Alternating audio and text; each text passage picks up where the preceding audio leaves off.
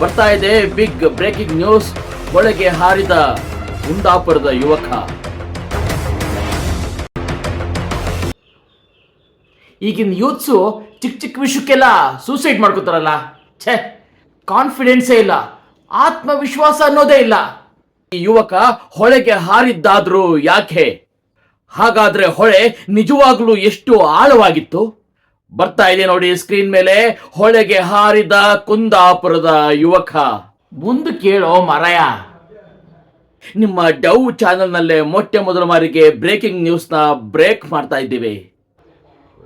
ನಿಮ್ಮ ಅವನು ಅದೇನು ವಿಷಯ ಅಂತನಾದ್ರೂ ಹೇಳಲೇ. ಕುಂದಾಪುರದ ಈ ಯುವಕ ಹೊಳೆ ಹತ್ರ ಹೋಗಿದ್ದಾದ್ರು ಯಾಕೆ? ಹೊಳೆಗೆ ಹಾರಿದ್ದಾದ್ರು ಯಾಕೆ? ಎದಕ್ ಸತ್ತಂತನಾದ್ರೂ ಹೇಳೋ ಮರಯ. ಈಗ ಮಾಹಿತಿ ಲಭ್ಯವಾಗ್ತಿದೆ.